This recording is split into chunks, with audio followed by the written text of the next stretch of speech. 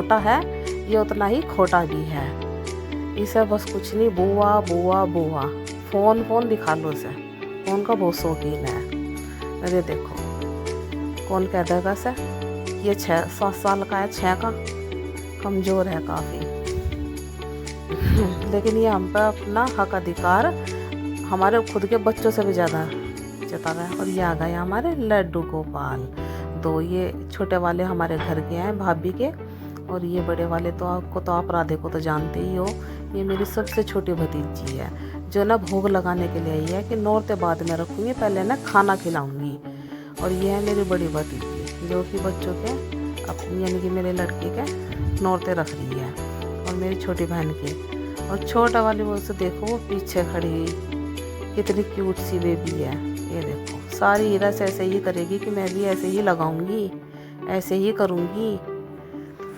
तो देखते रहिए और बने रहिए हमारी वीडियो के साथ। मम्मी पापा के जाने के बाद वैसे तो एक लड़के का दुख तो आप सब जानते ही होंगे कि कैसा फील होता है। गाड़ी में बैठते समय इतना रोना आया कि मैं वीडियो बना ही नहीं पाई आने की, क्योंकि मन नहीं करता, लेकिन भाई भाभी बुलाते हैं बहुत शिद्दत से।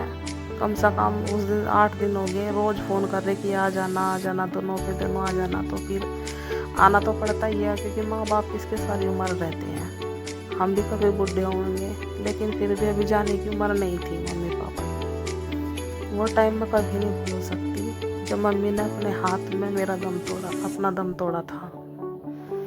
और ये आ गई अब लड्डू और राधे को नौरते रखने की बारी।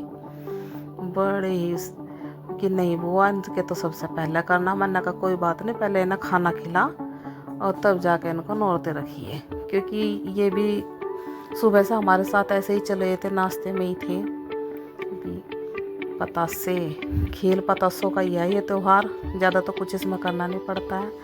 और जैसे बच्चे मैं अपने घर पर जाती हूँ तो पहले मेरे बच्चों को ऐसे ही नहलाना धुलाना मम्मी और मेरी बहन करती थी, तो वैसे ही राधे को भी मेरी भाभी ने ही नहलाया धुलाया। मैं 2 दिन रही, 2 दिन तक की इन्होंने ही राधे का नहलाना धुलाना खाना पूरा ध्यान एक बच्चे की तरह से ही रखा, जैसे कभी मेरी मम्मी और मेरी बहन मेरे बच्चों का रखती थी। कभी पता ही नहीं चलता कि घर जाके कि हमारे बच्चे भी हैं, वे अपने आप ही ध्यान रखती हैं। यहाँ पे तो सब कुछ करना पड़ता है, लेकिन वहाँ पे तो हमें खुद ही ये खाट पे बैठे बैठाए रोटी देती है। देखिए कितने प्यार से सुबह ही सुबह नहला दी, मुझे पता भी नहीं चला, हम तो सो ही रहे थे तब तक राधा तैयार हो गया था।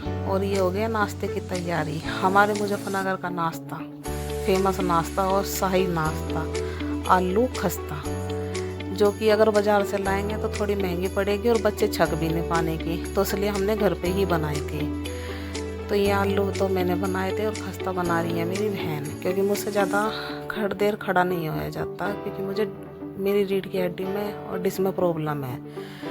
तो ये सबसे पहला भोग लगेगा हमारे राधे के और लड्डू को। इनको ज़्यादा भोग लग रही बेचारों को, इन्हें ही भोग लगेगा सबसे पहले, क्योंकि घर का क्योंकि घर के हमारे नियम हैं कि सबसे पहले भोग जो भी आए या कुछ भी आए बाहर से तो राधे के लिए या लड्डू के लिए ही आएगा। और अब के तो पहली बार ये ना अपने नाना और नानी के घर मामा मामी के घर आए हैं, तो उनकी कुछ खतर पानी और भी ज़्यादा ही हो रही है। 2 जोड़े लेके आया राधा अपने मामा के से विदा की लेके आया, और ये आ गई है नाश्ता करवाने, जमाई को नाश्ता करा रही।